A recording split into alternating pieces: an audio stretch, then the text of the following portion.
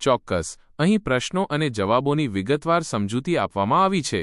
1. સાંવેદનિક માહિતીનું સક્રિય રીતે સંગઠિત થવું અને મગજ દ્વારા તેનું અર્થઘટન થવું એટલે. જવાબ ડી. પ્રત્યક્ષીકરણ સમજૂતી. પ્રત્યક્ષીકરણ એ સાંવેદનિક માહિતીને સંગઠિત કરવાની અને તેને અર્થઘટન કરવાની પ્રક્રિયા છે.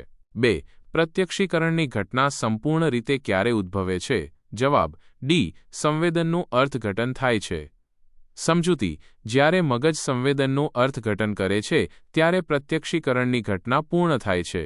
3. સમષ્ટિ મનોવિજ્ઞાનના મતે શું પ્રત્યક્ષીકરણને ભૌતિક પદાર્થોની જેમ સૂક્ષ્મમાં સૂક્ષ્મ સાંવેદનિક તત્વોમાં વિભાજન કરી સમજી શકાય ખરું? જવાબ બી. ના સમજૂતી. સમષ્ટિ મનોવિજ્ઞાન માને છે કે સમગ્રતા તેના ભાગોના સરવાળા કરતાં વધુ છે, તેથી તેને ભાગોમાં વિભાજિત કરી શકાય નહીં. 4. કોના મતે સાંવેદનિક તત્વો સંગઠિત થાય છે ત્યારે તે નવું સ્વરૂપ ધારણ કરે છે? જવાબ સી. સમષ્ટિવાદીઓ સમજૂતી.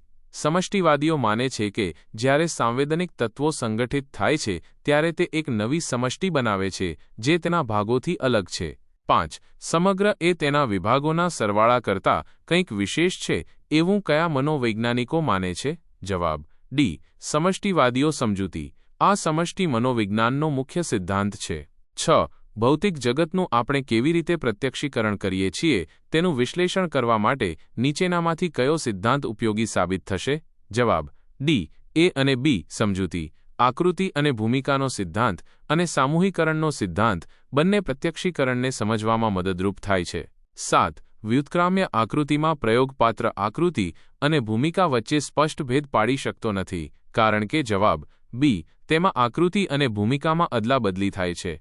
સમજૂતી. વ્યુત્ક્રામ્ય આકૃતિઓમાં આકૃતિ અને ભૂમિકા સતત બદલાતી રહે છે, તેથી સ્પષ્ટ ભેદ પાડવો મુશ્કેલ છે. 8. યુદ્ધમાં સૈનિકો અને વાહનોને એ રીતે સજાવવામાં આવે છે જેથી તેઓ યુદ્ધભૂમિમાં ભળી જાય અને જલ્દી ઓળખી ન શકાય તેને શું કહે છે? જવાબ બી. અંગવિકૃતિ. કેમુફ્લાજ સમજૂતી. અંગવિકૃતિ એ છુપાવવાની એક તકનીક છે જેમાં વસ્તુઓને તેમના પર્યાવરણ સાથે ભળી જવા માટે બદલવામાં આવે છે.